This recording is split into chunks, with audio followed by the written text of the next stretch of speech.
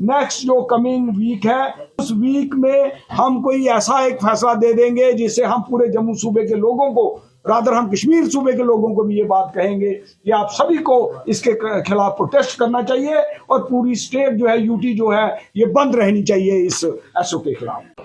सत्य कहेंगे, सत्य लिखेंगे, सत्य चलेंगे। एक नोटिफिकेशन सर्कुलेट हुई, उस नोटिफिकेशन को पढ़ने के बाद हमारे जो वकला साहिबान हैं, बार एसोसिएशन के मेंबर्स हैं, सोसाइटी के जो लोग हैं, उन सब लोगों ने एक वॉइस से अपना रिएक्शन, ये जो प्रॉपर्टी टैक्स इम्पोज करने की नोटिफिकेशन यूटी एडमिनिस्ट्रेशन ने निकाली है, इसके खिलाफ लोगों ने अपना रोष जो है वो एक्सप्रेस किया है। उसी चीज़ को सामने रखते हुए बार एसोसिएशन ने आप लोगों को यहाँ पे इनवाइट किया कि बार एसोसिएशन इस एसओ को जो यूटी एडमिनिस्ट्रेशन ने निकाला है, इसकी स्ट्रांगली इसको कंडेम करती है और एडमिनिस्ट्रेशन को कहती है कि इसको इमीडिएटली विड्रॉ करना चाहिए। अगर इसको ये विड्रॉ नहीं करेंगे तो ये जो इशू है ये स्ट्रीट्स में जाएगा, पब्लिक में जाएगा और हम एक एक घर जा करके जो वकला साहिबान हैं इस इशू को वापस लेने के लिए गवर्नमेंट को मजबूर करेंगे। और इस एडमिनिस्ट्रेशन को हम ये अपील करना चाहते हैं कि आप अपने आप इस एसओ को विड्रॉ कर लीजिए और इस इशू को आगे मत बढ़ाइए। हमारी जो यूटी के लोग हैं, चाहे वो जम्मू हो, चाहे श्रीनगर हो, चाहे लद्दाख हो, आप तीनों रीजन्स के जो पुरानी हमारी स्टेट के लोग थे, उन लोगों से आप किसी भी इशू पे इंटरेक्ट करिए। लोग हर एक साइड पे अफेक्टेड हैं, हर एक एरिया में लोग दुखी हैं। आप रूरल एरियाज में जाइए, लोगों का लाइवलीहुड जो है वो एग्रीकल्चर लैंड थी। जो लोग 70 साल से ज़मीन पे काबज थे, आप लोगों ने उनकी ज़मीनों में जा कर के बोर्ड लगा दिए हुए हैं, उसको स्टेट लैंड डिक्लेयर कर दिया। जो गरीब लोग हैं, अगर किसी ने अपना एक शेल्टर बनाया हुआ था, वो उनको तोड़ रहे हो। वन आफ्टर दी अदर जो इंस्टांसिस पब्लिक के नोटिस में आ रहे हैं, वकला साहिबान के नोटिस में आ रहे हैं, ये जो इंस्टांसिस हैं, ये जो इश्यूज हैं, ये टोटली एंटी पब्लिक है और इन एंटी पब्लिक इश्यूज को बार एसोसिएशन स्ट्रांगली कंडेम करती है। और प्रॉपर्टी टैक्स, ये देखिए, ये मैं ये कहूंगा दिस इज टैक्स टेररिज्म। आप बेसिकली गरीब आदमी को, मिडिल क्लास लोग जो हैं, उन लोगों को पे ये फाइनेंशियल एक बर्डन जो है उन पे डाल रहे हो। हम लोग ये उम्मीद करते थे शायद ये रीऑर्गेनाइजेशन के बाद हमारी ये यूटी जो है, जम्मू श्रीनगर, पर्टिकुलरली जम्मू के लोग ये महसूस करते थे कि हमको पता नहीं क्या मिलने जा रहा है। अल्टीमेटली अगर आप ये सीक्वेंस ऑफ इवेंट्स देखें, जिस दिन रीऑर्गेनाइजेशन हुई उसके बाद फाइनेंशियली जम्मू सूबे के लोग, मैं जम्मू ही नहीं कह रहा हूँ, मैं कहता हूँ कश्मीर सूबे के लोग भी और लद्दाख रीजन के लोग भी, जिनको आपने इंडिपेंडेंट यूटी दी, उनको भी, वो कोई दिल्ली जा करके एजिटेशन कर रहा है, कोई जम्मू में एजिटेशन कर रहा है, कोई श्रीनगर में एजिटेशन कर रहा है। तो एजिटेशन लोग तभी करते हैं जब लोग डिससेटिस्फाइड होते हैं, लोग ये महसूस करते हैं कि इन फैसलों से हम मुतफिक नहीं हैं, इसीलिए हम एजिटेशन कर रहे हैं। तो मैं आपके मीडियम से एडमिनिस्ट्रेशन को ये रिक्वेस्ट करना चाहता हूं कि आप जम्मू के लोगों को, जम्मू की पब्लिक को, जम्मू के वकला साहिबान को, जम्मू की आवाम को, जम्मू के मुलाजमों को आप मत डिस्टर्ब करिए। नहीं तो हर एक फील्ड में, हर एरिया में आप देखिए आज की डेट में अनरेस्ट है, अशांति है, लोग पीसफुल लाइफ नहीं लीड कर रहे हैं, अनएम्प्लॉयमेंट है। आप कोई एरिया देख लीजिए, हर एक एरिया में लोग अपसेट हैं, डिस्टर्ब्ड हैं। और इस डिस्टर्बेंस को दूर करने का एक ही तरीका है कि लोगों के मसाइल जो हैं उनको हल करिए, लोगों से बातचीत करिए। देखिए, ये जो टैक्स, ये जो एसओ निकाला है, इस एसओ को निकालने से पहले मैं जम्मू के मेयर जो हैं उनका स्टेटमेंट सुन रहा था आप प्रेस के लोग हो सकता है आपने भी उनसे बात की होगी, वो ये कह रहे हैं जी ये एसओ निकलने के बाद हम अपनी काउंसिल की मीटिंग बुलाएंगे। काउंसिल की मीटिंग तो पहले होनी चाहिए थी। लोगों की राय, वो एक इलेक्टेड बॉडी है जो म्युनिसिपल कॉरपोरेशन जम्मू है। म्युनिसिपल कॉरपोरेशन तो एक इलेक्टेड जो कॉरपोरेटर्स हैं वो यहाँ पे अवेलेबल है। उन लोगों के व्यूज पहले लेने चाहिए थे, जनरल पब्लिक के व्यूज लेने चाहिए थे, सिविल सोसाइटी के लोगों के, चैम्बर ऑफ कॉमर्स के, डिफरेंट ट्रेडिंग जो एसोसिएशंस हैं, ऑर्गेनाइजेशंस हैं, उनके व्यूज लेने चाहिए थे। किसी के व्यूज आपने लिए नहीं और आर्बिट्रेरली एक दिन आप शाम को बैठते हो, बैठ करके ये एसओ जो है इसको नोटिफाई कर देते हो। पब्लिक डोमेन में ये जब आया तो लोगों में बड़ा रोष है। आप प्रेस के लोग हो, आपने खुद लोगों को पूछा होगा, लोगों से बातचीत की होगी, और हम ये चाहते हैं कि जब तक इस इशू पे डिस्कशन नहीं हो जाती, सारी सिविल सोसाइटी के लोग इस पे बातचीत नहीं करते, तब तक ये जो एसओ है इसको अबेयंस में रखना चाहिए और इमीडिएटली इसको विड्रॉ करना चाहिए। बार एसोसिएशन जम्मू, हम यहाँ से आपको, आपके मीडियम से एडमिनिस्ट्रेशन को ये बता देना चाहते हैं कि अगर ये एसओ विड्रॉ नेक्स्ट जो कमिंग वीक है उस वीक में हम कोई ऐसा एक फैसला दे देंगे जिससे हम पूरे जम्मू सूबे के लोगों को, रादर हम कश्मीर सूबे के लोगों को भी ये बात कहेंगे कि आप सभी को इसके खिलाफ प्रोटेस्ट करना चाहिए और पूरी स्टेट जो है, यूटी जो है, ये बंद रहनी चाहिए इस एसओ के खिलाफ। और जो आर्बिट्रेरी और illegal decisions, anti public decisions जो गवर्नमेंट डे बाय डे ले रही है, उन सारे डिसीजंस जो हैं उनके खिलाफ जो अवाम है, अवाम के बीच हम अपने ये इश्यूज जो है उनको लेकर जाएंगे। बदवाई साहब, जम्मू कश्मीर में अनएम्प्लॉयमेंट है, यहाँ कारखाने नहीं है, प्राइवेट सेक्टर, पब्लिक सेक्टर में आप धीमे धीमे बंद होते जा रहे हैं। आप देखिए, मैं पहले ही आपको कह रहा था कि हमारे आज की डेट में इलेक्टेड गवर्नमेंट नहीं है, हम एक डेमोक्रेटिक सेटअप में रहते हैं।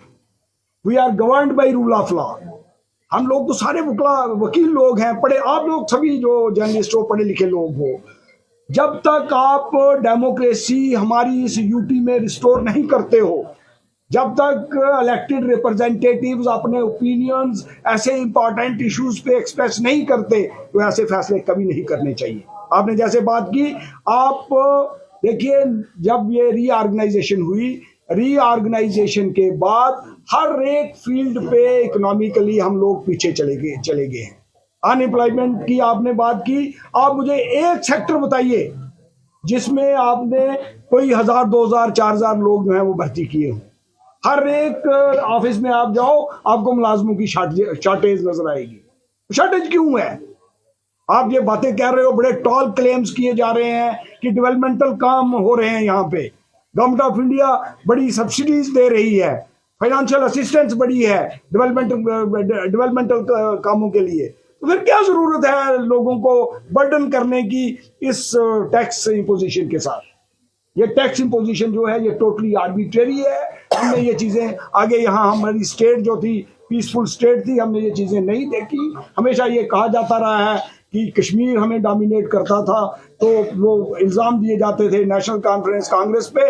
लेकिन आज की डेट में जो गवर्नमेंट है ये दिल्ली से हमारी इस यूटी को रूल कर रही है। हम कभी भी उम्मीद नहीं करते। आपने मेयर साहब की बात की, 16 दिसंबर 2022 को जब जनरल हाउस की मीटिंग हुई थी, उसमें साफ तौर पर कहा गया था, कमिश्नर की मौजूदगी, जितने भी कॉर्पोरेटर थे उनकी मौजूदगी में, कि फाइनलाइज हो चुका था कि प्रॉपर्टी टैक्स नहीं लगेगा। उसके बावजूद आज मेयर साहब कहते हैं पिछले जनरल मीटिंग में इस इशू को उठाऊंगा, तो ये दोहरे बयान क्यों? मैं तभी तो आपको ये, उसके बावजूद आज मेयर साहब कहते हैं पिछले जनरल मीटिंग में इस इशू को उठाऊंगा, तो ये दोहरे बयान क्यों? मैं तभी तो आपको ये बोल रहा हूँ कि ये जो इश्यूज हैं, जब डिस्कशन हो गई थी, ये रेजोल्यूशन अगर कम्युनिकेट हो चुका था यूटी एडमिनिस्ट्रेशन को, तो एडमिनिस्ट्रेशन को ये चाहिए था कि इस एसओ को इशू नहीं करना चाहिए। क्या आप दरवाजा खटखटाएंगे इसके बारे में? जस्टिस जो है वो चल रही है, लोगों के उनके घरों से बेघर किया जा रहा है, और जिनके पास घर है अब उन पर प्रॉपर्टी टैक्स जो है इम्पोज किया जा रहा है। तो जो डेवलपमेंटल स्ट्रक्चर की यहाँ पर गवर्नमेंट बात करे, क्योंकि इसके साथ अगर मैं कहूँ तो लगातार हम भी इसको कवर करते रहे, तो यहाँ पर एडमिनिस्ट्रेशन का जो तर्क है उसको डेवलपमेंटल स्ट्रक्चर के साथ जोड़ रही है कि इंफ्रास्ट्रक्चर हम बिल्ड कर देंगे। तो इंफ्रास्ट्रक्चर बिल्ड करने के लिए आम आदमी पर कितना बोझ आ रहा है इसमें सरकार? देखिए ना, ये जो इश्यूज हैं, जो मैंने पहले शुरू में कहा कि आप रूरल एरियाज में जाओ, किसी के पास 1 एकड़ लैंड होगी, किसी के पास 4 कनाल लैंड है, पूरी फैमिली उसी लैंड पे डिपेंडेंट थी। आपने वहां जाकर के एक स्टेट लैंड का बोर्ड लगा दिया कि आपकी जमीन जो है आज की डेट से स्टेट की हो गई। साथ ही आपने लोगों के जो शहर में आगे पीछे लोग रह रहे थे, जिनके पास 4 मरले जगह है, 10 मरले जगह है, 8 मरले जगह है, आपने वो डिमोलिश कर दी। तीसरा, अब आगे आप ये एसओ निकाल दिया आपने।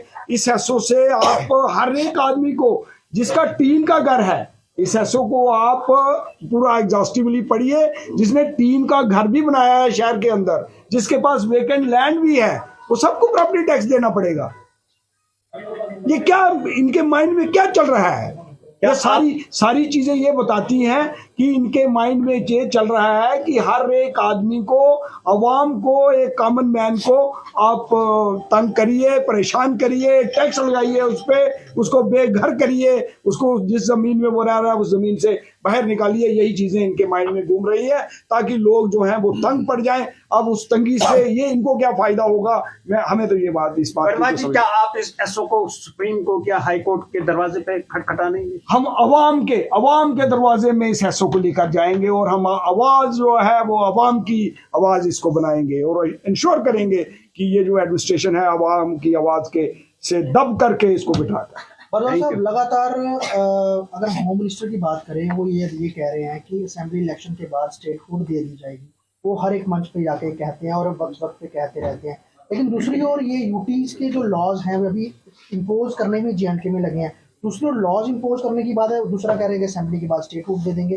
तो इन ये अपने ही स्टेटमेंट में विरोधाभास नहीं है कि एक तरफ कुछ कह रहे हैं, एक तरफ ये लॉज इम्पोज कर रहे हैं? अब देखिए, हम ये उम्मीद कर रहे थे, लास्ट इलेक्शंस कब हुई थी हमारी स्टेट में? 2014 में आगे 9 साल हो गए।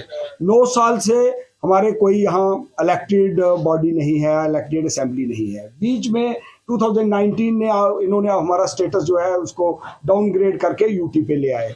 मैं ये कह रहा हूं कि जब तक असेंबली के इलेक्शंस नहीं होते, स्टेटहुड रिस्टोर नहीं होती, किसी भी इंपॉर्टेंट इशू पे कोई भी ऐसा एसओ जो है वो इस एडमिनिस्ट्रेशन को नहीं निकालता। सर आज जनता आवाज उठा रही थी। जनता ने धारा 370 और 35A के एप्लीकेशन के बाद ढोल नगाड़ों से स्वागत किया था सरकार के इस फैसले का। आज वही जनता कह रही है कि हमारा ढोल बजाया जा रहा है सरकार। मैं ये कह रहा हूँ कि 370 तो आज की डेट में भी हमारा संविधान जो है उसमें है।